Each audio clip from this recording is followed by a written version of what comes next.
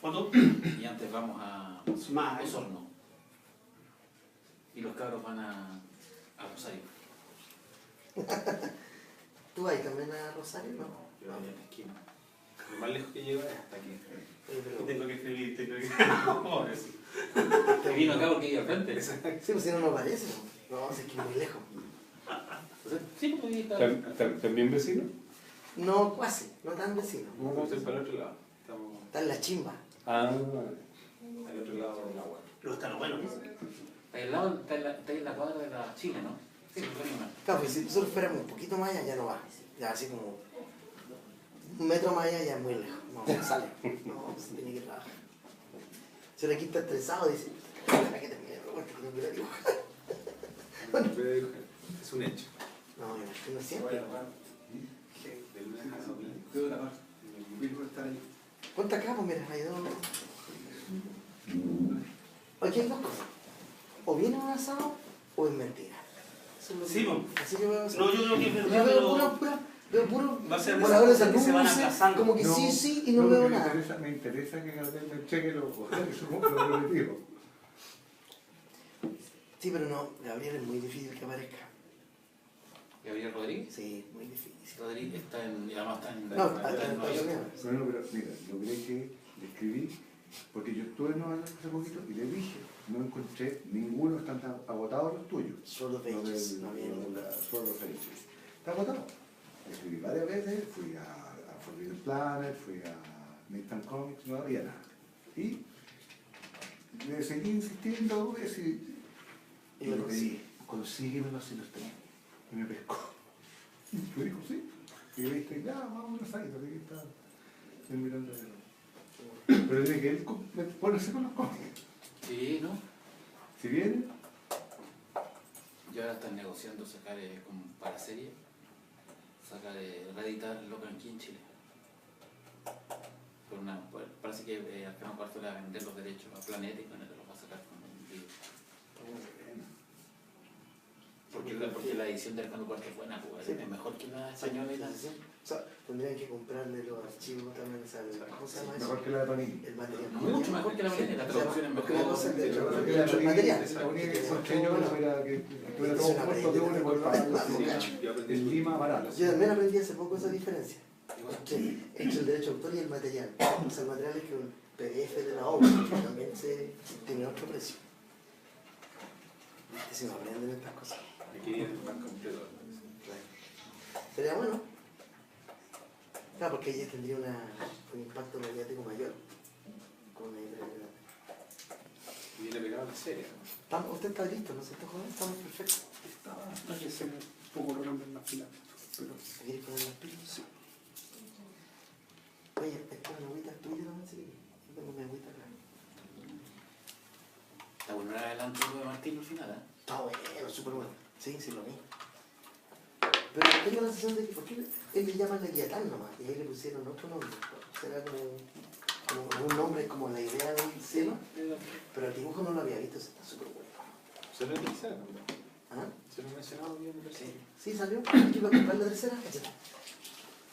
Fui aquí a comprarla, en la mañana. La tercera, por favor. Llego a la casa y era la de ayer. Porque estos tipos de acá venden siempre la de un día antes también.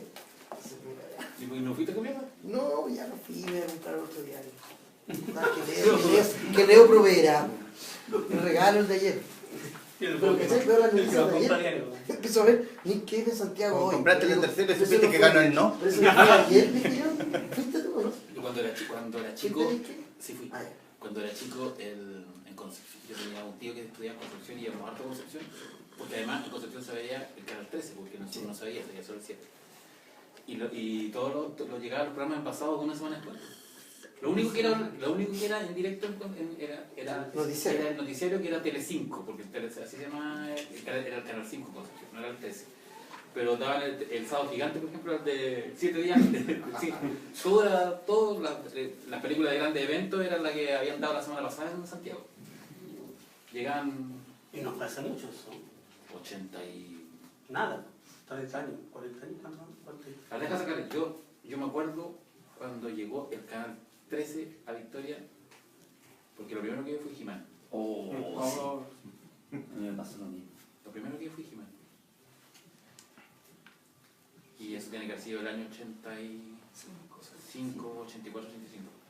Y el 82 yo ya como cuando mi tío estudiaba en Concepción. Ahí llegamos a ver, con mi abuela. Qué triste la vida del campo. En la isla de Pascua llegaban con una semana de... ¿Por qué tú vivías en la isla? Mi señora. Ah, perfecto. Ella era allá En Rapa y Nui. llegaban los cassettes para transmitirlo en la televisión local con 3 días de programación. Le alcanzaba para 3 días. Y después se repetían. Y eran las noticias, el programa, llegaban 3 días y tenían que repetirse. ¿Qué día de la semana llegaba mi televisión? Jueves. Los jueves. Estaba todo el mundo esperando porque la noche empezaba la nueva programación y llegaban películas, llegaban cosas. Era ciclos de 3 días. Bueno, muchas gracias por haber venido a esta conversación. Ya, ¿estamos? Empecemos, ¿no? Hay que nos presente don Peláez. No, dale. Ah, ya vamos. Ya, ahora nos ponemos serios.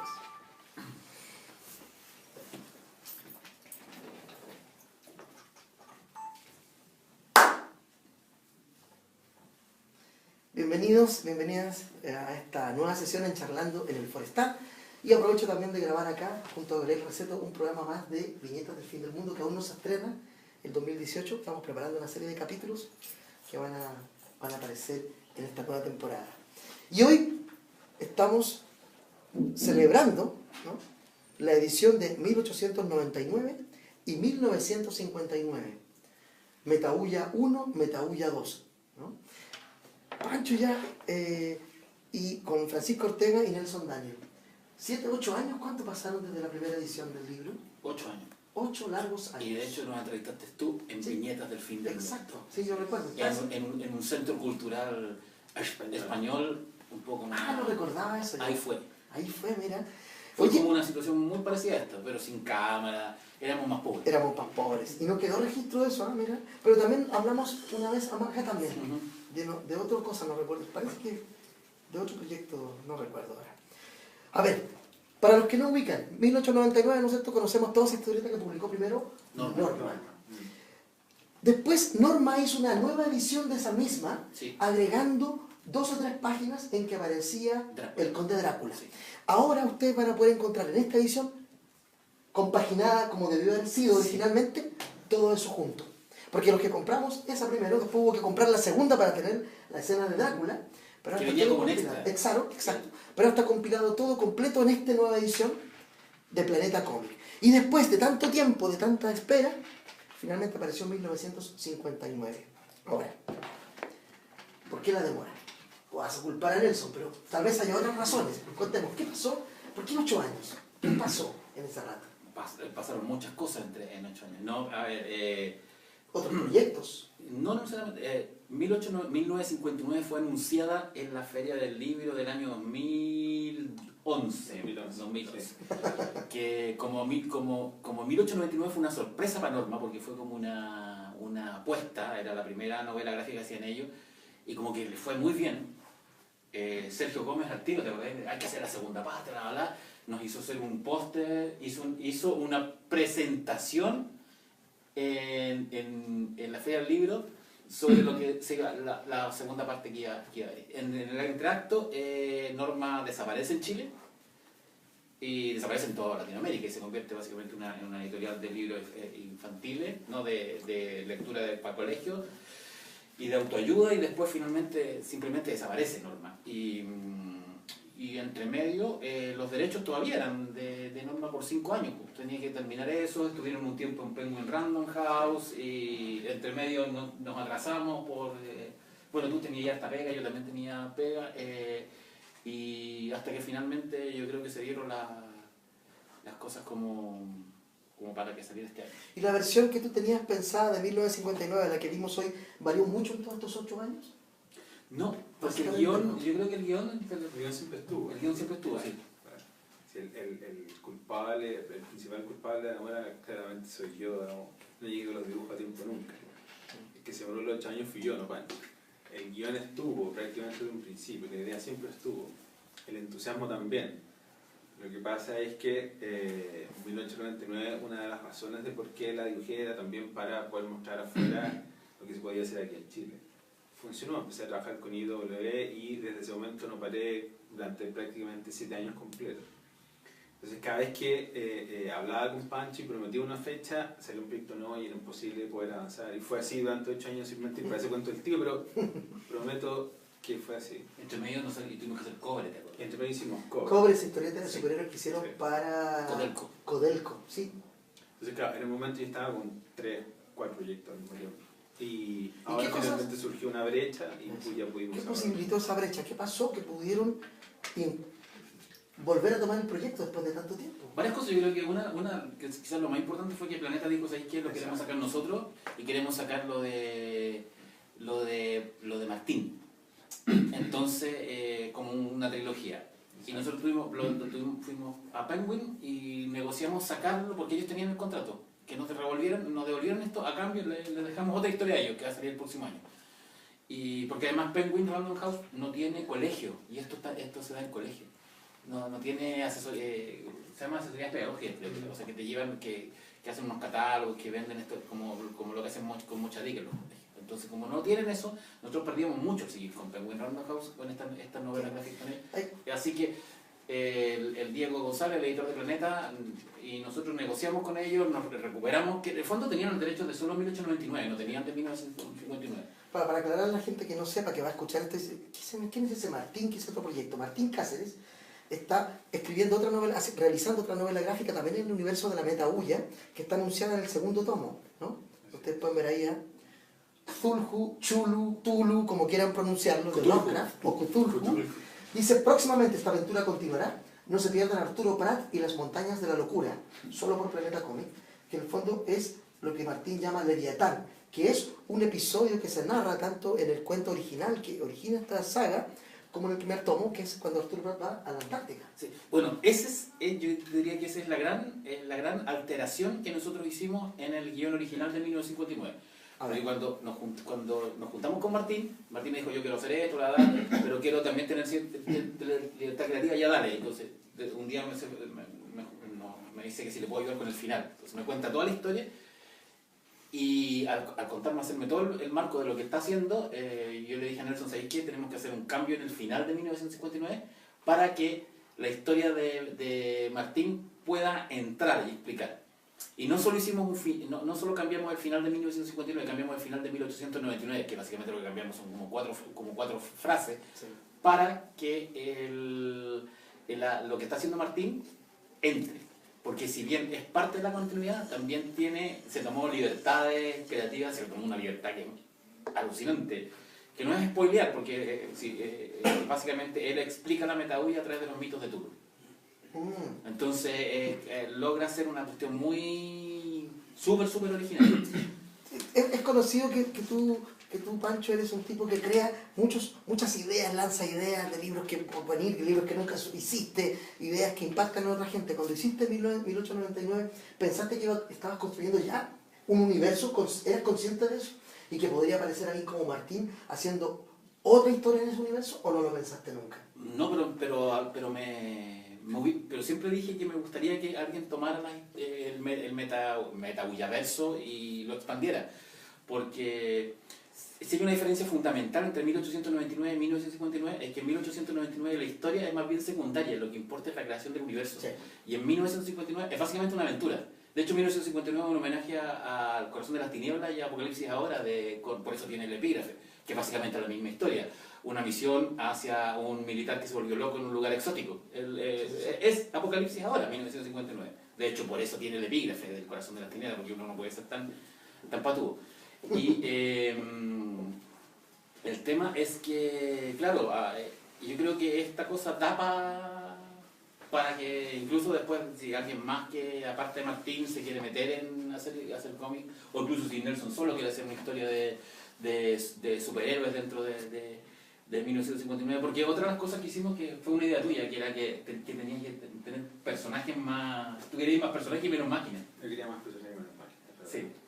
Más interacción entre esos personajes. Sí, claro, o sea, yo sentía que era un poco lo que le faltaba a 1899, era como el paso lógico de la segunda parte. Básicamente era ese planteamiento. ¿Sí? Ahora, hay una cosa interesante que tú dijiste hace un rato. Hice esto para que afuera se notara lo que podíamos hacer en Chile.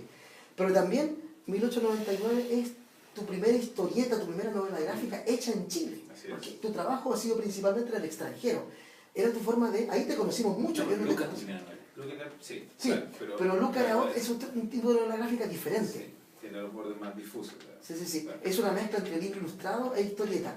Pero aquí es completamente una novela gráfica. Un libro que sería muy bonito una reedición. Una reedición, si lo comentábamos con Nelson hace un tiempo. Hay algunos planes. Sí, busquen, hay una entrevista que hice a tu mujer y a ti Así sobre es. Luca que está en internet, en Viñetas del Fin del Sí, Mundo, sí. para que quienes quieran verla y conocer ese bello libro. ¿Para ti fue importante en ese sentido ser 1899? Era más que hacer una historieta, tenías otros objetivos, ¿sabes? Fue fundamental, porque además era algo que no acontecía en Chile hace un rato ya. Cuando tomamos la opción de hacer 1899, el único referente que había en ese momento era lo que había hecho Gonzalo Martínez con Fugueto, Road Story.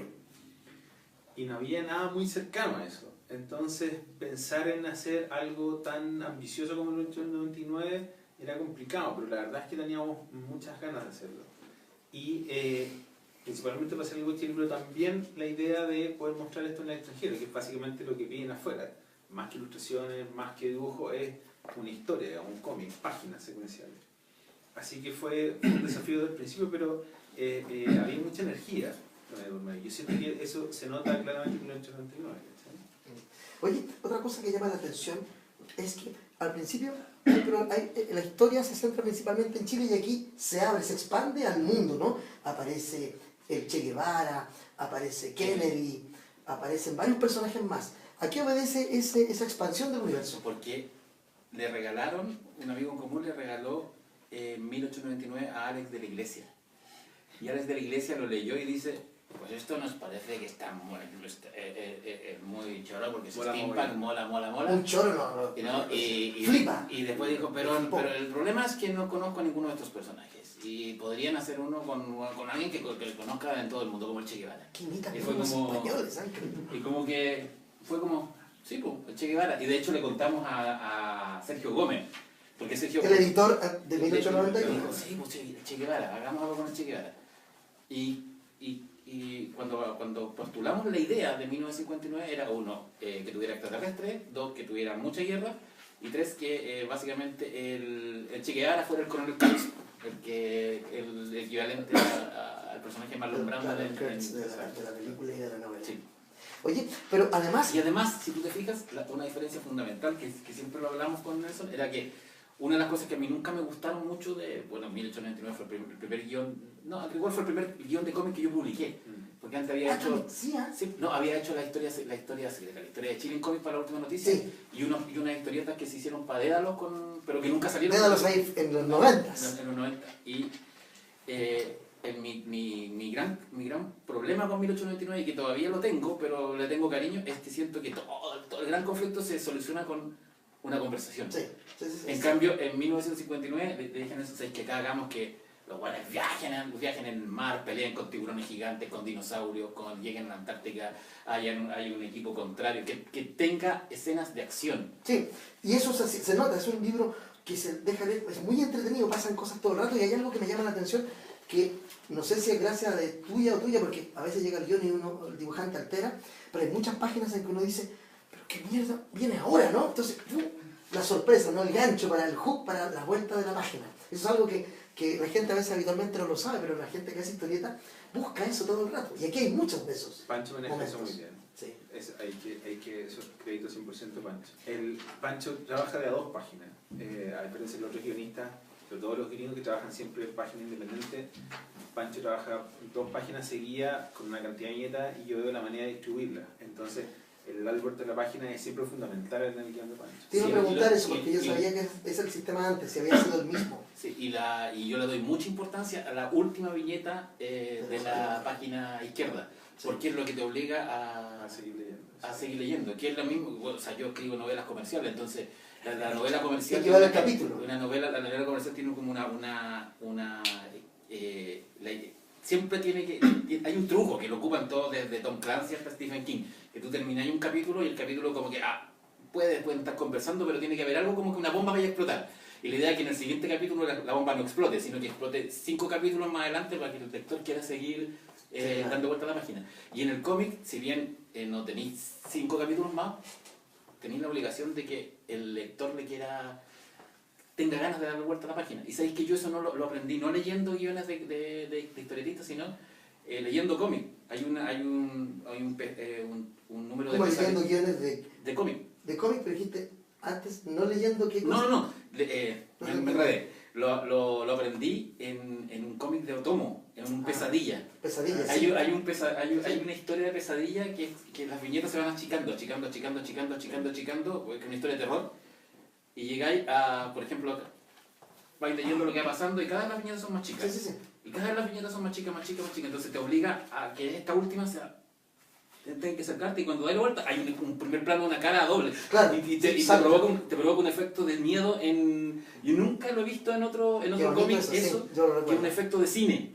Que tú, concha tu madre, así como que te asustáis de lo que ocurre, además que una cara así como... O sea, el tipo usa la narrativa de manera brillante ahí. Bueno, ¿quién hace algo así?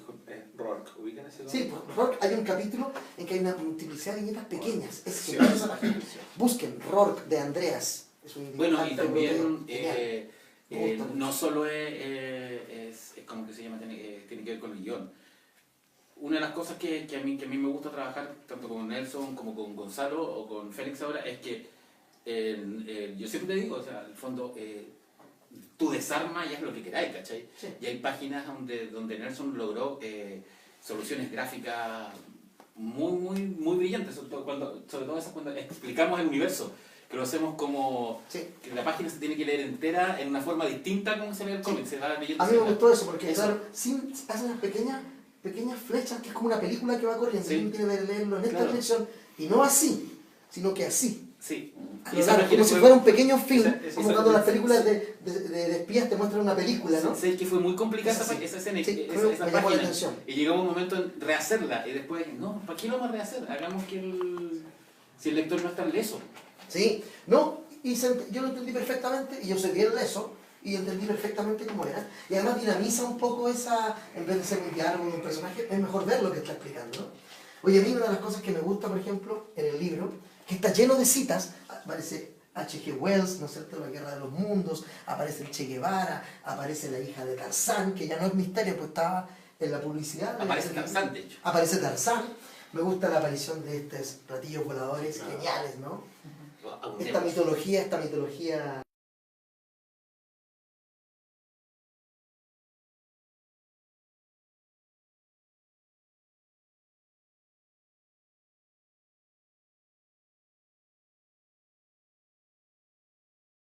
conspiranoia mundial, sino también en nuestra propia historieta. ¿Sabéis lo otro que a mí me gusta mucho de la edición de 1899 y de 1959? Que el glosario continúa la historia. Sí. Sí, por supuesto. Todo lo que no apareció en el cómic está en el glosario. Hay cosas que dice el glosario que no están acá. Otra cosa es que Star Wars está presente aquí Sí, todo el tiempo, claro. ¿no? Hay un homenaje novelado acá directamente a Star Wars, sobre todo en esta página. Sí. Ustedes reconocerán La de Estrella lo de que la Muerte. hablo, ¿no? No, sí, de hecho, Claro. en el guión Y no solo la decía- estrella de la muerte, sino que la disposición de la Sí, nave del sí, interior. sí. Todo eso es Star Wars, No, ¿no? sí, y de hecho el diseño de la base era una mezcla entre Bespin y la Estrella de la Muerte. Sí. Bueno, y qué sé yo, ¿no? Superhéroes, ¿no? También están ahí, aparecen superhéroes, no vamos a hablar más, porque es una historia que no para, es una historia que yo creo que efectivamente rompe el molde del 1899 y la empuja en una nueva dirección, ¿no? Como tú dices, es una historia que no para nunca, que pasan cosas todo el rato, aparece, ¿no es cierto?, una vampira también, no vamos a arreglar más, pero también aparece un Bueno, misterio. esa es la razón por la cual se metieron las páginas de Drácula Antes. en el servicio del reorden en 1899. Para que pudieran entender el Sí. público ahí. Hay una cosa también que me gusta mucho del dibujo. Aparecen tiburones gigantes, tiburones gigantes, Tiburones gigantes. Mocha Dick Mocha Dick aparece, y un homenaje a una autocita ahí también. Hay una también cosa... Alex Nemo. Ah, esa no me fijé. Hay muchas citas, yo podría enumerar muchas, pero no las vamos a hacer acá para que ustedes las descubran. A mí me gusta mucho la disposición de las páginas, la cosa dinámica que le otorgaste, que ya estaba en 1899, pero aquí con 8 años más de experiencia dibujando historietas. Sí, eso es súper importante, porque también cuando, o sea, este libro fue dibujado, yo diría, como en 3 momentos. El más intenso fue ahora hace poco y es la mayor cantidad de páginas. ¿Hay más páginas que en 1899? No, me refiero a que el último el tiempo de dibujar hice la mayor cantidad de páginas. Ah, Así que por casualidad fueron exactas las mismas páginas. Mira, Además. no lo pensaste. ¿No? Entonces, Hay más largo porque tiene harto más material, pero extra, pero... el guión pedía a gritos que fuera algo mucho más dinámico, vamos, de un principio. Sí, porque es una historia de aventuras, básicamente. Sin duda. Entonces había que replantearlo de otra forma, hay que pensarlo de otra manera. Sí. Oye, cuando tú haces este mash-up, Pancho, ¿cómo funciona tu juguete mental? ¿Cómo vas incorporando elementos? ¿Es como febril esto? ¿Lo reflexionas mucho que va ahora? ¿O cuando escribes te lanzas y va saliendo lo que sale y luego corriges? ¿Cómo funciona tu mente? Voy, lo que sale y voy corrigiendo después. ¿Mucho? Sí. O sea, yo de hecho rara vez trabajo tanto en cómic como en novela. No así en guiones de cine y televisión, trabajo con escaleta. La única vez que he trabajado con escaleta es con la novela que termina ayer, que es la que se publica el próximo año. Que es una Leámosla ahora. que se llama una novela que se llama Princesa Valiente, que es la única novela que yo estructuré capítulo por capítulo y parte por parte. Por eso terminó una novela de 680 páginas, no sé si va a salir una o dos tomos, pero... ¿Y cuál sistema te gusta más o es indiferente para ti eso? Sabéis que trabajar con escaleta me permitió trabajar más rápido. Ah, sí. Y... Solucionar más Pero previamente. por otro lado, me gusta trabajar con sorpresa. O sea, yo en mi cabeza sé hacia dónde va y sé lo que va, lo que después, qué sé yo, el submarino acá, sé que se va a encontrar con tiburones, sé que se va a encontrar con dinosaurios, sé que va a encontrar las montañas locuras. Pero entre medio, por ejemplo, el personaje de Evita salió de la nada. Antes era una mina X, ¿cachai? Que manejaba el submarino y no tenemos ningún argentino. ¿Qué es el argentino más famoso? Evita, po. Evita, se puede hacer un rollo con John Kennedy, ¿cachai? Sí, aparece John Kennedy también. Ahora, Salvador Allende y Augusto Pinochet, ¿no? Juntos en esta aventura, ¿no?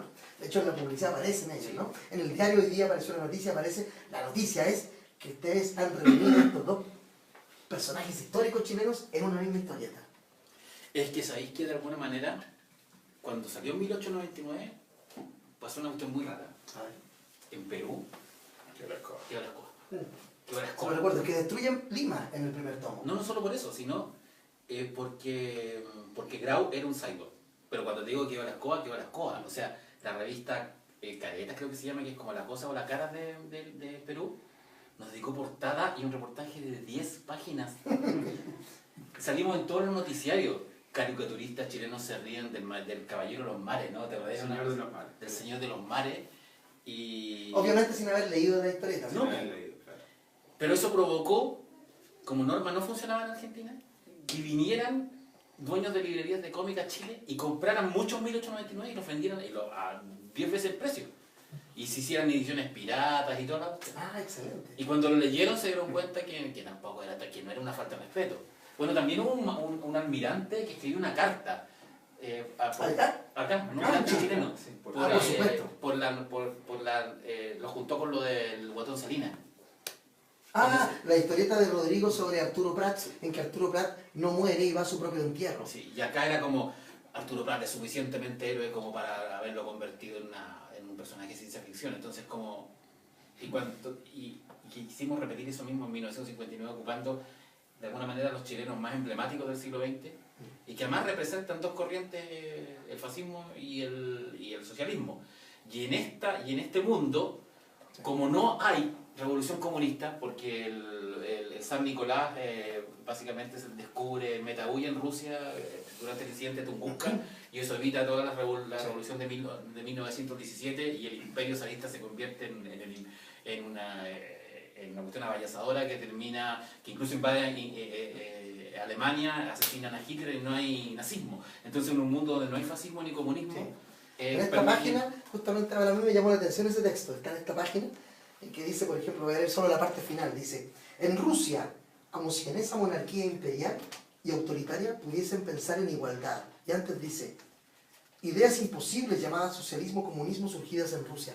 Claro, no se puede concebir eso porque no sucedió así, ¿no? Los que ya leyeron 1899 saben de los universos paralelos y todo lo que está detrás de esta saga, ¿no? Bueno, yo creo que, o sea, sin spoilear, las dos últimas páginas explican, sin texto explica qué es lo que pasa. O sea, por eso son tan raras las últimas páginas. Sí. Lo que encuentran en la Antártica, que es lo Sí, que... que a mí no vamos a revelar aquí, no lo voy a mostrar para que lo lean, lo que pasa en la última página, sobre todo esta. Sí. Yo dije, pero ¿qué mierda está pasando acá? Entonces uno ya quiere leer lo que va a hacer Martín, me imagino, con esto. Hay más en sus cabecillas febriles, ya más historias de continuar esta saga. No, lo que nosotros vamos a hacer el próximo año, que de hecho ya tenemos firmado con Penguin Random House, y eso es a O sea, color. lo van a tener que hacer. Es a color y es tamaño más grande. Básicamente lo que hicimos es como pasaron 5 años, recuperamos cobre, pero lo rehicimos. Ahora se llama Kunza. Ya no tiene toda la cosa de Codelco y en lugar de ser un minero que encuentra esta cuestión, es una ingeniera de Codelco, es una mujer, una madre soltera. O sea, rearmaron la historia. completa. Y va a ser full color. Es full color y además es la presentación de un grupo de superhéroes latinoamericanos.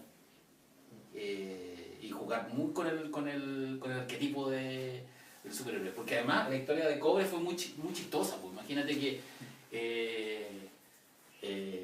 la cuestión es muy simple. Una noche de un domingo, en una casa del barrio Alto de Santiago, están dando Iron Man 1 y está un gerente Codelco con su hijo y su hijo le dice: oye papá, existe el hombre de hierro, existe el hombre de acero, ¿por qué no existe el hombre de cobre? Si ustedes son los dueños del cobre. Y como 2 días después tenemos una reunión con los gerentes de Codelco en el edificio institucional en el centro. Gracias, niños. Era hablándoles sobre ¿te acordáis? Nos preguntaban, ¿pero cuándo nacen los superhéroes? ¿Cómo surgen? Tuvimos que hacer una charla. Tuvimos que hacer una charla sobre el mito del superhéroe. Ya, pero ¿y se puede hacer un superhéroe en Chile? Pero si hay superhéroes chilenos. No, pero ¿se podría hacer un superhéroe sobre el cobre? ¿De cobre? Claro. Sí, pues se puede. A eso querían llegar ellos. Y después, y te acordás que era Estaban felices. Yo creo que jamás he visto un adulto tan feliz al ver un superhéroe cobre. Y su hijo feliz ahora, ese hijo de... no, era así como, era como si se puede. Sí, se puede. ¿Y ustedes cuánto lo van a hacer? Sí. ¿Y cuánto nos cobran? Hemos cobrado más porque dijimos al tiro. Y dijeron ya, ok. Y en sus mentes ahí pero no, se miraban ustedes nomás, no podían decir nada. Bueno, así surgió eso. ¿Alguno de ustedes leyó Cobre? ¿Lo vieron? Sí. Bueno, ahora vamos a volver esa versión que está... No, pero espera, sí. Lo que pasó acá en Santiago con Cobre es nada con lo que pasó en Calama y en... ¿Qué pasó ahí? Hicieron, ¿te acordás que hicieron uno como... Era como una especie de cueva, ¿no? Claro, hicieron... Estaba el traje de cobre. Lo hicieron. Sí. O sea, se tomaron el personaje en serio. No, hicieron como la baticueva de cobre y la tenían en Calama y todas esas cosas. Pero esto lo hizo... Codelco. Codelco. Hicieron como una gira. Nunca vi esa fotografía, nada de eso. O sea, lo que hicieron. Mucho. Pero ¿sabes qué nos pasó con Cobre? Y antes nos pasó con Duarte y Ibarra, que fue un webcomic que hicimos para TVN. Sí, yo recuerdo, eso fue hace mucho tiempo. Ambos proyectos que son ajenos a publicaciones físicas, bueno, al final publicaron, pero fueron de Cobre. Duarte y Ibarra fue el primer trabajo que hicimos juntos. El primero que hicimos juntos. No, el segundo, el primero fue el trabajo del libro de arte de Santos. Claro, exacto. ¿Ya? Duarte y Ibarra. Fue extremadamente bien recibido, digamos. La cantidad de visitas de internet fueron mucho más de las que la gente esperaba. En ese tiempo fueron más de 100.000, lo recuerdo. Yo había olvidado esa historia, yo la leí, la seguía en internet. Y lo presentamos en una de las primeras Comic-Cones, si no fue la primera Comic-Con que se hizo acá en Chile. O sea, con nombre nunca. ¿Quién era el auspiciador de TVN? Y TVN se metió a auspiciar. Pero también fue raro, fue como lo de Cobre, porque lo que ocurrió es que ellos tenían esta teleserie que se llamaba Témpano, Sí, me que recuerdo. tenía dos policías, y en esa misma época estaba Lost. Entonces Lost tenía unos webcomics, y toda el área como de TVN, y no, Descubrieron el webcomic. tenemos que hacer lo mismo con una teleserie. Y nos llaman a nosotros y nos dicen, pero de una teleserie. Ya, y nos muestran, la teleserie todavía no salía, y nos muestran, ya. Y ahí se nos ocurrió, Los detectives. tienen que ser los detectives. ¿Y eso no se ha publicado por temas de derechos? ¿Nunca lo han pensado republicar o No, hacer se una quedaron serie? El tema es que ambas cosas quedaron cortadas ahí. Sí. Fueron extremadamente populares, digamos. O sea, Y era bueno, Duarte y Ibarra, porque metimos secta. Es la primera vez que yo Sí, meto porque la está iglesia encantado, la iglesia del Perpetuo Socorro, la que sale en Logia. Exacto. Sí, En los recuerdo que va en una subterráneos catacumba, aparece ahí hay porque- unas ceremonias oscuras. Sí. Pero, con la Quintrala. La verdad que Eso. había una asesina que se creía la Quintrala. ¿y de eso, ni posibilidad remota de hacer algo con eso o tomar esa idea de No los sé, detectives? tú los tenías, ¿no? Yo las tengo, sí, claro. pero Aquí hay pueden un hacer un nuevo libro. ¿Ah? Hay un contrato ahí. que no- Bueno, pero podrían hacer otra historia de detective Sí, claro. tomando sus elementos que ya desarrollaron. Pero eso que pasó, después se replicó con Cobre. Ya. Era el mismo fenómeno, digamos. O sea, Cómic muy, institucional, digámoslo. O sea, y- muy buena acogida, pero que acortaban. No, básicamente lo que ocurrió, cambiaron las jefaturas de Codelco y dijeron, ¿Pero qué es? pero esto, sí, pero acá está. ¿A quién se le ocurre esto? Al hijo de la... entonces no lo hago. Bueno, él se fue. Entonces, igual fueron, al final como que no nos acreditaban en nada. ¿verdad? Nunca lo imprimieron. Imprimieron Sí, yo tengo ese impreso. y lo imprimieron también por la Comic Con, por supuesto no nos acreditaron en ningún lado. Le hicieron una cantidad gigante de copias, no sé cuántas eran. Muchísimas. Y se agotaron. Sí. En la Comic Con se agotaron, se fueron todas. Si los venden en Mercado Libre. Sí. Hay gente, y los venden Siempre, como a 30 lucas. todo lo que desaparece siempre aparece Sí, en Mercado Libre. Sí, es cierto. Y claro, y quedó incompleto, entonces la idea era como... Oye, las máquinas, a pesar de que tú pediste que no era máquina, hay máquinas todavía. Y sabemos el amor de Martín, de Gonzalo y tuyo, Pancho, por las máquinas, las cosas bélicas, los aviones, los barcos. Es algo que me imagino que a ti te agrada muchísimo dibujar. No, mira, con el tiempo, ya como yo finalmente... Te rendiste la vida. Sí, no había mucho que hacer. Pero acá hay menos, sin duda. Pero hay unos que son muy protagónicos. El submarino a mí me encanta. Me encanta. Es una ballena submarina. Es un personaje, ¿cachai? Entonces, intenté darle ese tratamiento también. Aquí vuelvo a estar esta página porque aquí se ve en rigor que es una ballena. En realidad tiene ese aspecto, ¿no? Hay un tema que estaba en 1839, pero que acá potenciamos y tiene que ver con el tema de las escalas, que para mí es fundamental, sobre todo en el género de acción.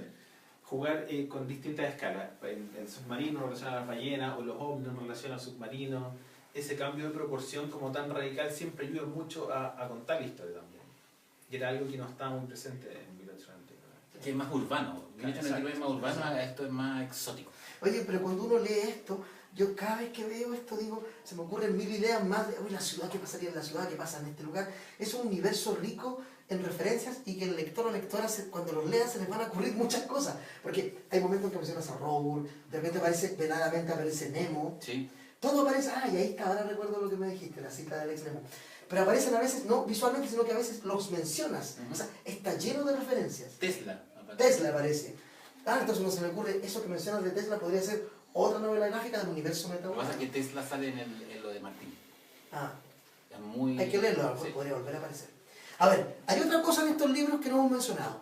En ambos aparece un cuento que es el original, donde tú publicas, aquí dice, mira, esta breve historia, que está publicada en 2 partes en ambos libros, Que no es tan breve, 70 páginas. ¿sí?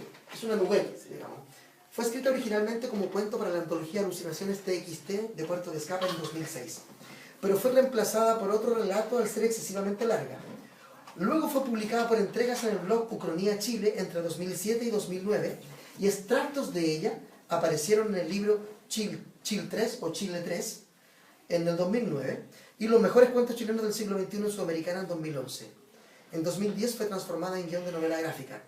Pero esta es primera vez que lo publicas en esta edición. Aquí está el cuento que originó este universo. Mira, ¿Es así mira, o no? todo se origina en el año, incluso antes de eso, el año 2001 más o menos. Yo escribo para el Mercurio un artículo sobre el steampunk. Y a raíz de una novela que se llama Antihielo, que había llegado a Chile. Y básicamente un artículo de qué es el steampunk, y cuando yo lo escribí dije, si hay una escena que es steampunk heavy, es el cuadro de Thomas Summerscale, El hundimiento de la Esmeralda, que muestra que está la Esmeralda hundiéndose y el Huáscar en un ángulo muy raro, de hecho un ángulo como imposible. No euclidiano. Claro, es como lo hemos hablado con Félix Vega, que no, es que no tiene lógica ese ángulo, como que el Huáscar fuera así, ¿cachai? Como que fuera doblado. Y cuando a mí me llama de Puerto de Escape, están haciendo esa antología que era de cuentos de ciencia ficción, yo me acuerdo de eso y escribo y empiezo a escribir una historia steampunk con Pratt, y resulta que la historia terminó en 70 páginas y el cuento, que el máximo, eran 20 páginas. Vale, aquí creo que publicas la primera parte cuando está el combate naval de Iquique, se publica solamente. No se publica. No se publicó nunca. No, lo reemplacé por un cuento que se llama Santa Graciela, que es como de vampiros en la... Sí, que era bueno. Que es vampiros en dictadura. Que tiene un buen final, ese me acuerdo. Sí. Es un final muy... Es un cuento que es básicamente un grupo de milicos de Concristo en Concepción, son enviados a una isla cerca porque es una isla donde tienen detenidos presos políticos, que es de la Armada, y se perdieron comunicaciones con el continente. Entonces va un contingente de marinos y encuentran que la isla está vacía. Y de repente empiezan a aparecer algunos presos y la isla está, el rollo es que está atestada de vampiros. Entonces el cuento es, en 1976, ¿qué hubiese pasado para obligar que un grupo de marxistas y miristas se tuvieran que juntar con Milico, con un enemigo en común? Eso es básicamente. Claro, eso es un cuento que me gustó, el desenlace era muy cinematográfico ese cuento también. Tú siempre piensas visualmente, ¿eh? Incluso en las novelas, creo yo. Yo creo que es por mi amor al cómic. Puede ser, ¿eh? Porque yo aprendí leyendo, y una vez tú me hiciste un RT en Twitter que yo dije a mí, yo lo paso bien escribiendo guiones de cine, escribiendo novelas, pero mi gran amor Sí. es el cómic. Sí. Porque tiene que ver con que yo aprendí a leer con el cómic, aprendí a leer con Mampato, aprendí a leer con las revistas Guerra, con las de Cowboy que tenía mi papá. Mi papá es coleccionista de revistas de... Oh, de vaqueros. O sea, así como yo soy nerd con un montón de cosas, mi papá es tan nerd con el género de los vaqueros que él no ve spaghetti western. Ah, claro. Porque las armas en las películas usadas ahí, las hebillas, los caballos y los X detalles no corresponden a los de la... Mira, un purista, Prefiere ver la película más, de Cowboy más ¿Mala mala gringa? en lugar de algo de Sergio Leone. que sea bueno. Oye, Nelson, ¿y la historieta tú eres también así, tienes algún antecedente nerd en tu familia? ¿Un mega nerd que te haya, o una mega nerd, o naciste por No, yo creo espontáneamente? que, sí, esto fue... Generación espontánea. Absolutamente, sí. Sí, no, en mi familia no, en general, no. De hecho, mi padre, el único vínculo posible, que algo ya no existe hoy en día, él trabajó toda su vida, él era ingeniero en máquinas copiadoras de planos. Y en ese tiempo se trabajaban con amoníaco. Entonces viajaba por saludable. todo Chile, súper saludable. Súper saludable. Viajaba por todo Chile, por todas las grandes empresas, y siempre tenía repuestos. Bueno, por supuesto eso con la tecnología pasó hace ya mucho tiempo, pero el único vínculo posible, digamos, como con el papel, no me nada. Cuéntanos, para los que no sepan, Nelson ha realizado una gran trayectoria como dibujante y también como colorista en historieta norteamericana. ¿Qué has hecho para que el público lo sepa? ¿Qué has publicado allá? Pues Dredd, recuerdo. Lo George primero, Dredd. lo primero que hice fue con Chris Ryall, ex editor en jefe de IWE, y con Stephen King, que fue Road Rage, que fueron 2 números. A continuación trabajé con el hijo, con Joe Hill, en The Cape, Es una gran historieta. una serie que fue nominada a los Eisner ese mismo año. Ahí trabajé primero como colorista y después trabajé como dibujante y colorista en la segunda parte, que era la segunda parte, pero era la precuela, que se llamaba The Cape 1969, que era el origen de la Que capa. era muy divertido, porque La verdad es que te dije, Todo tiene que ver con las fechas. en todo tu tenía caso. que ver, era muy frío. Después de eso empecé como Juez Dredd y estuve trabajando en la serie durante 3 años. Y Juez Dredd es la serie más larga, la que nosotros hicimos 30 números, la más larga que se ha publicado en Estados Unidos. Cuando dicen nosotros, ¿a quién te refieres? A todo el equipo. Ah, perfecto. Bueno, recordemos Carlos Esquerra acaba de morir hace Falleció. unos días atrás. Yo tuve la suerte de colorear una portada que él hizo para el número 1, para el regreso de Juez Dredd a Estados Unidos. Terrible, digamos. Además en España le iban a hacer un homenaje y tampoco pude asistir, tenía un problema de salud. Una real lata, digamos. Sí, qué pena. Y Oye, después de su franquicia. Oye, se nos ha ahí revelado una interesante historia. Dicen que te preguntemos sobre G.I. Joe. Oh, Nos sí. dijeron, alguien me sopló eso antes y quiero que nos cuentes esa historia. Pasa que uno de los últimos proyectos que trabajé con IW fue G.I. Joe, que se llamaba Scarlet Strike Force. ¿Okay? Entonces estaba todo centrado en este personaje Scarlet, personaje femenino de la serie. Empecé a trabajar con un guionista que ya había trabajado 2 series largas de más de 8 números de G.I. Joe.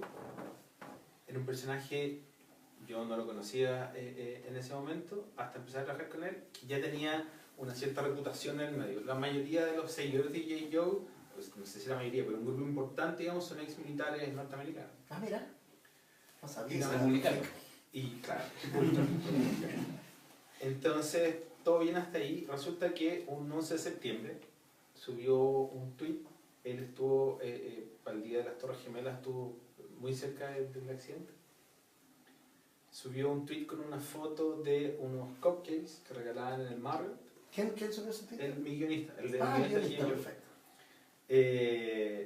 Estaban los cupcakes y con un cartelito que decía los cupcakes son gratis hoy día 11 de septiembre hasta las 9:30 de la mañana por el producto. Sí, sí. Entonces él va a subir esta foto y pone patriotas de cartón, básicamente. Que la caga. Se tiraron encima, más que por ese famoso tweet, fue por todo lo que había hecho antes con J.J. Le tenían siempre en el ojo Había reformulado la serie. Él hizo muchos cambios. Uno de ellos, que es el que menos importaba, digamos, pero fue sacar armas de fuego. Entonces todo en G.I. Joe eran armas láser. Para que no hubiera sangre, no hubiera nada de eso, por lo tanto tampoco no moría ningún personaje dentro del cómic. 2, incorporó personajes de otras nacionalidades. Habían 2 iraquíes incorporados dentro del staff. Fuerte para ellos, sí. Había un personaje que era un tipo muy famoso, ya no me acuerdo el nombre, un tipo gigante y que tenía la capacidad de portar un arma 10 veces de su tamaño, ¿no? Y lo cambió por una chica, creo que sí. Rodman, sí. No, él no, es otro, es como más pequeño en importancia. Por una chica grande, no musculosa, sino más bien fornida, digamos, y de color. O sea, le tenían ganas, por Le todos tenían sus problemas muchas ganas. para ellos. Sí. Y esta fue la gota que arrasó el vaso. Entonces empezaron a salir por internet, básicamente lo quisieron boicotear y boicotear el cómic. Y decidieron devolver todos los cómics que él había dibujado, quemar los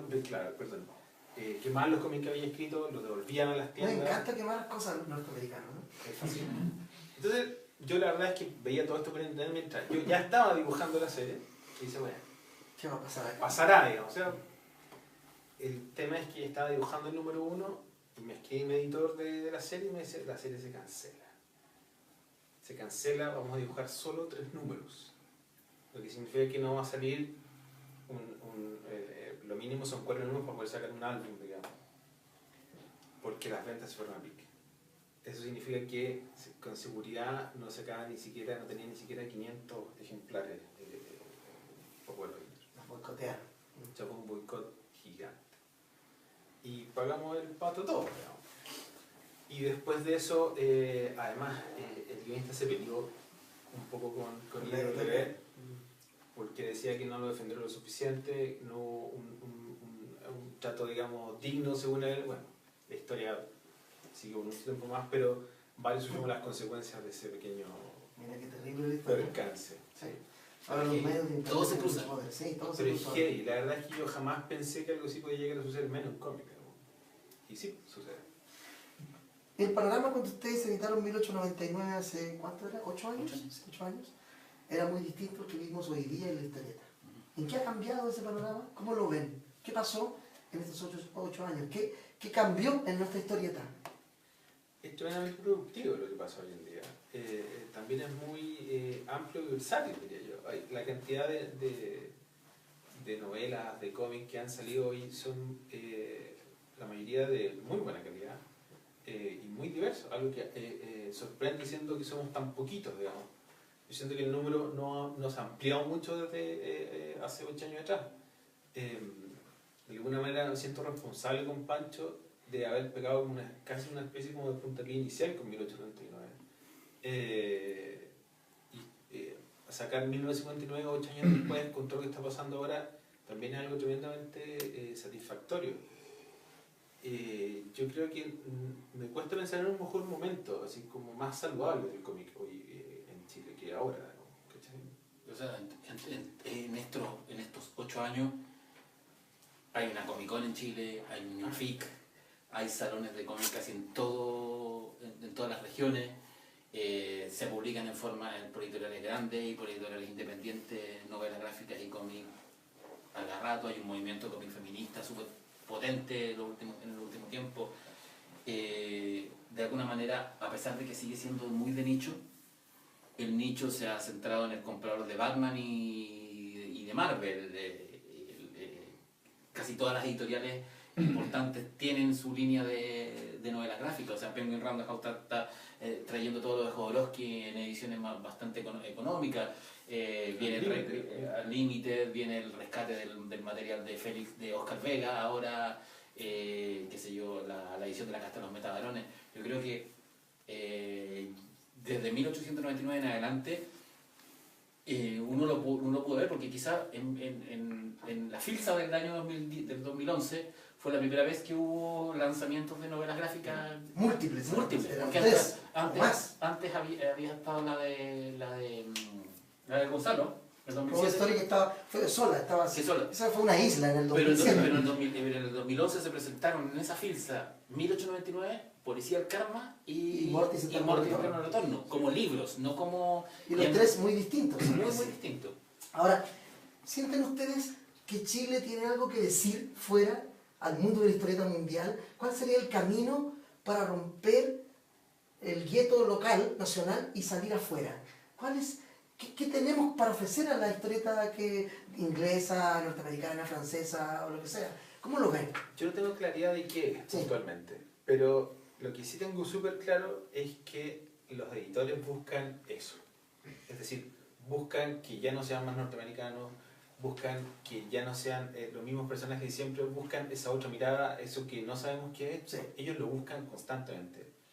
Uno ve, por ejemplo, en IWL la cantidad de autores que hay, en gran mayoría no son norteamericanos. Son muy pocos los gringos que existen hoy en día trabajando. Tal vez Marvel y en DC se llaman, pero está lleno de brasileños, está lleno de Brasil es un imperio, ¿no?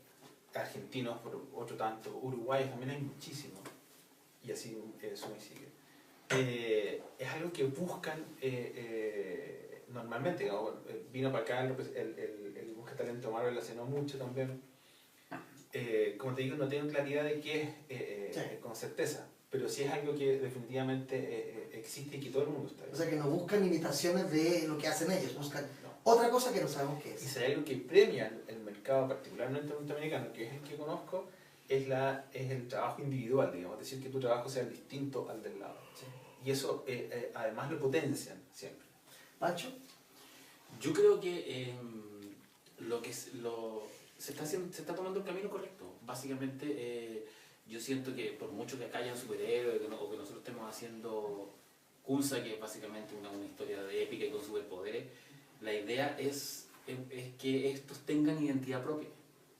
En el sentido de que esta es una historia genérica steampunk, que tiene elementos del steampunk desde Julio Verne hasta la máquina diferencial de William Gibson. Pero está contado a través de códigos muy nuestros. O sea, los personajes son chilenos, la ambientación es chilena, la historia que se cambia es de chilena hacia afuera. El caso de Mochadic también. Y en el Festival de Angoulême, de novela gráfica, al que fuimos con Gonzalo Martín y con Félix Vega en enero, Eso de este año. lo que nosotros notamos es que por lo menos los editores españoles y franceses estaban sorprendidos con lo que estaba pasando en Chile.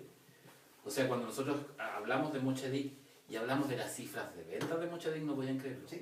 Es algo O sea, que a veces lo o sea, vemos nosotros, heavy. acá vendemos más O sea, que los europeos. Callejero, ¿cómo se llama? Pellejero. Que Es está el haciendo- dibujante de Corto el Maltés. Corto Maltés se acercaba a nosotros y decía, pero 35.000 ejemplares. No, me quiero ir a Chile. Decían, nos queremos ir a Chile. Oye, llevémonos a Chile. Decían, acá una novela gráfica promedio vende 5.000 ejemplares. Y Mochadic ha vendido 35.000. Decía, bueno, o sea, eso no pasa en ninguna parte del mundo. Pero estaban realmente así como... Y nosotros éramos como los invitados pobres de Angoulême y terminamos convertidos en... Claro, hay autores como Enki Bilal, como Moebius, que en paz descanse, que venden millones, Sí, por supuesto. pero el promedio es bien bajo. Incluso en otros países de Europa el promedio son más bajos que eso, mucho más bajos de lo que la gente podría pensar. 1.000 ejemplares, O sea, 2.000, es que muy, ya son exitosos. es muy heavy constatar que Mochadic es el cómic hispanoamericano más vendido después de Mafalda. En cantidad de Claro, en América Latina. en América Latina. No estamos hablando de cifras locales Sí. solamente, sino que de todos los países en que se ha publicado. Y de hecho nos contaba el otro día el editor de Planeta, o sea, no el editor, el gerente comercial de Planeta, se acercó en el desayuno del librero y nos dijo, oye, el editor de Planeta Comic pidió que le mandaran al tiro. Sí, quiere ver. Sí, porque muchos leaks editores en España, Sí. con un prólogo de Javier Sierra, y lo tienen destacado en todas partes, así como ha sido como... Estados Unidos también los quiere, ¿no? ¿Viste? Algo está pasando. Oye, yo quiero antes de terminar, quiero ver si hay alguna pregunta o comentario del público que está acá, de los fans de Metahullescos, ¿no? Si hay algún comentario o pregunta, ahí tenemos. El hombre del asado. Lo que ha pasado, curiosamente, es que de los 60, 70, 80 y hasta mediados de los 90 existía la revista de cómics.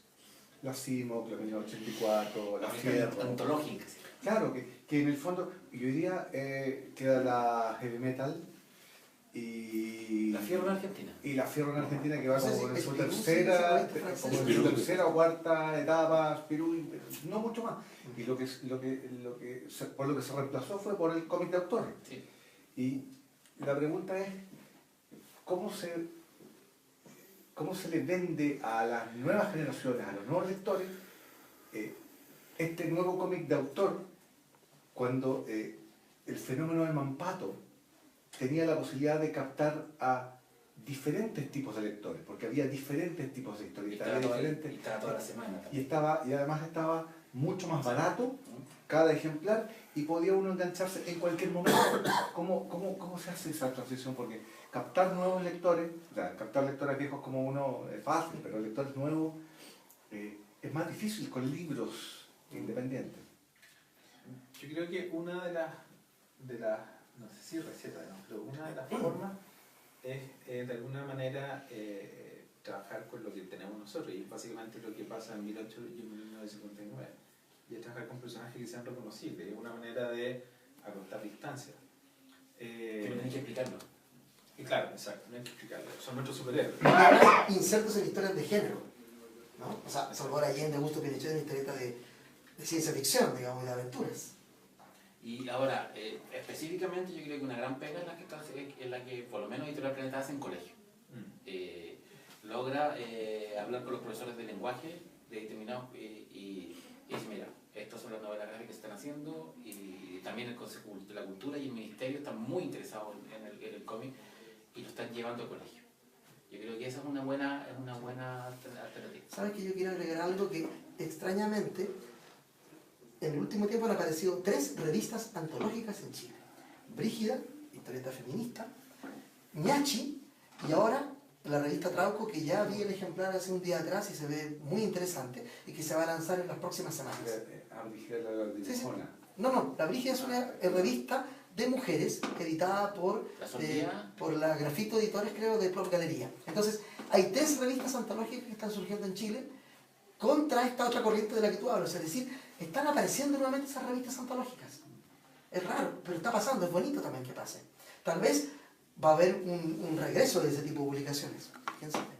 Sí, porque era una buena manera de conocer autores. La CIMO, la Zona 84, Te habría a gente que uno no habría mirado nunca. Toutain Editores, él hizo una pega muy rica. Bueno, la Trauco, la Bandiva acá también, que publicaban sin permiso a Manara y todo, pero da lo mismo. Pero igual, a pesar de eso, eso impactó positivamente en los autores locales.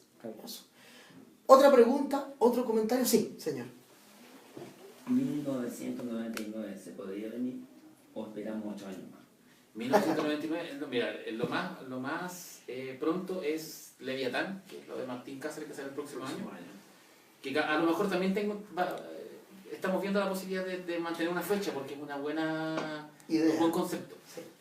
Y había una idea que no era 1999, era 2069, que era básicamente, que yo quería hacer una space opera, que es básicamente algo que es un homenaje a Duna, que básicamente la Tierra se convierte en una estrella de Metahulla y los personajes van en el Huáscar. Cosa que ya se anuncia en 1959. Una hueá con naves, quería hacer una cosa con naves espaciales y el sistema solar y Imperio Galáctico y esas cosas. Entonces, y homenajear a Duna, que ya lo homenajeo en la dedicatoria, porque yo pongo la Metahulla debe fluir, que la especie debe fluir, como sí. que... Exacto. Sí. Y una última sí, consulta doble, una al guionista y otra al dibujante. El guionista, ¿qué pasa con esto de tener una cabeza que funciona permanentemente en estado fringe? Así, me imagino que he visto los seriales, esa cosa. Eso, ¿qué pasa en la cabeza ahí? Porque la cantidad de relaciones que uno empieza a hacer, la cantidad de teorías de conspiraciones que las que se empieza a alimentar, yo creo que a veces a la larga pueden terminar haciendo que se pierda algún nivel de contacto con la realidad. Y para el dibujante, tengo la sensación de que el formato mental, visual de la primera novela, de 1899, es más grande. Lo pensaste siempre más grande. Lo ejecutaste, me parece, más grande incluso. La edición original era más grande. No, bueno. ¿Es del mismo tamaño? Sí. Pero este otro está como más ajustado al tamaño de la página. Encontró su tamaño, dices tú, es como ¿Es así? dibujante, puede ser. Porque imagino que tú dibujas mucho más grande Sí, claro. y después se reduce, pero mentalmente venías haciendo el trabajo para reducirlo. No, sabes que de hecho fue al revés. 1899 la dibujé más pequeña que 1999. ¿Y por qué pasa ese fenómeno que se ve más ajustada al tamaño de la página la segunda? Yo me parece que tiene que ver con un tema netamente de experiencia rubro, digamos. Sí, yo creo que es la puesta en página, es mucho más dinámica también, incluso se abre más. Es más parecida a Steranko, así tiene más ritmo. Sí, yo me volví loco en 1959 tratando de que las páginas fueran lo más dinámicas posible. Yo lo comentaba la otra vez, digamos. Yo en el mercado norteamericano sale el libro impreso y sale al mismo tiempo prácticamente en digital, digamos. Entonces pensar en páginas dobles es complejo porque en digital no funciona. Entonces yo cada vez que tenía la opción, como les contaba Pancho, envía 10 viñetas, por ejemplo, y para dividir en 2 páginas. Entonces cuando había la opción de poder meterle una página doble, yo encantaba, porque era como la opción de poder arrancarle y eso también hace que la lectura sea más dinámica, porque tenéis otro movimiento en la página. En 1959 hay un esfuerzo extra en tratar de que eso fuera constante en cada una de las páginas, ¿cachai? Y yo creo que eso finalmente lo da el trabajo. En 1899 éramos mucho más rookie, éramos mucho más novatos ambos, ¿no? Había muchas ganas de hacerlo. Hay un tema también con la escala de la trama. En 1899 es un poco más grande. Sí. 1899 está más reducida. Es increíble cómo esos pequeños detalles Sí. hacen una diferencia, se nota. Y mi respuesta es una decisión que yo tomé en el 2013, que es de dejar de tener jefe y dejar de trabajar de periodismo, y dije, no, tengo que convertir esto en un trabajo. Pues la única manera de no volverme loco. Entonces lo convertí en trabajo, lo convertí en rutina, es parte de la rutina. Pero es que ya estaba loco, ahora entonces ya no hay como volver atrás. Sí, eso de Pancho, de esa fluidez, ¿no es cierto? Cuando cuenta historia, a mí me recuerdo ese team superheroico que tú armaste con personajes de literatura chilena, de los cuales aquí aparece Alcino. Era genial, yo siempre esperé esa historieta que nunca ha llegado, pero sería lindo ese... De veras, se me olvidó. Eso es muy bueno, hay una historia un cuento que tú publicaste que es muy bueno, eso también es en sí mismo es todo otro universo, así que eso yo lo espero hace años. Bueno, acá está Alcino. Sí, aquí está Alcino. Y Martín Rivas, Sí. que es presidente de Chile en 1899. Bueno, esperemos que eso en algún momento surja como historia también, porque Pancho es un tipo que genera no solo historias, sino que genera universos. Cada una de las cosas que hace Pancho, ¿no?, puede convertirse en todo. Sí, Alex sí. Nemo también es un universo más. Aquí también estuvo un tiempo en un primer horror Patas de Perro, que era como un mutante. Sí, por ejemplo, bueno, ahí lean esa historia de los mutantes chilenos, ¿dónde se publicó? Estaba en Ucronía, Chile. En Ucrania, Chile. Sí, ya saben, se encuentran por ahí ese libro, que ya es Es difícil de muy encontrar. difícil de encontrar, pero Chile Ah, Chile sí, 3. es muy bueno. Bien, yo quiero dar un aplauso. Espera, que muchos preguntan por qué no se reeditan esos libros. El Ah, problema de los derechos. libros antológicos es que como son muchos autores, cada vez que, por ejemplo, se publique un libro de mejores cuentos de ciencia ficción chileno, traten de comprarlo al tiro, porque es muy probable que sea solo una edición. Porque después, como son muchos autores y si tres de esos autores se convierten en bestseller o empiezan a trabajar con agentes, no hay cero posibilidad. Es lo que pasa, por ejemplo, hemos tenido tantas dificultades para reeditar la historia de Chile en cómic. Claro, Que la quieren La quieren todas las editoriales, porque la piden en los colegios y todas las cosas, pero resulta que son 25 autores. Entonces, supongamos que el libro costara 20.000 pesos, porque es grande. De derechos de autor son 2.000 pesos. Dividir 2.000 pesos por 20, nadie quiere. Sí. O sea, yo Es una burla, lo sacaría gratis, pero hay cabros que dicen, no, Sí. puta, la editorial nos caga, pero que así es, o sea, no hay otro modelo. Exacto, esa es la dificultad. Oye, podríamos estar hablando de este libro más rato, pero hay un límite que rompe nuestros deseos, como en este caso la duración del programa. Y algo otras nuevo cosas. que va más allá. Claro.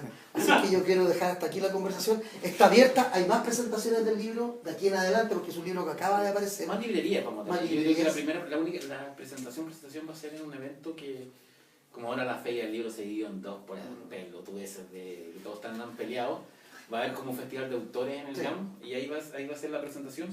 Va a ser una presentación doble porque primero vas a presentar este libro y después al tiro se va a presentar el Mampato de Oscar Vega. Exacto. Que quedan menos de 30 días para eso ya. Que está Excelente. Esa edición Nosotros lo vimos ya. es que se pasó. Sí. Se hizo Va a un- provocar algo esa publicación Sí. de Oscar Vega en Chile, yo lo sé. Oye, les agradezco que hayan estado con nosotros, que hayan preferido, ¿no es cierto?, que Leo Forestal, Espacio Forestal, a Gabriel Raceto, que está atrás de las cámaras en Viñetas del Fin del Mundo, y a ustedes, y un aplauso para Nelson y Pancho. Muchas gracias. Y nos vemos en otro Viñetas del Fin del Mundo. Este es como un crossover, Viñeta del Sí, Mundo. es un crossover que hacemos con Leo de vez en cuando. Sí, muchas gracias. Y ahora, se ponen ustedes acá a filmar. Yo me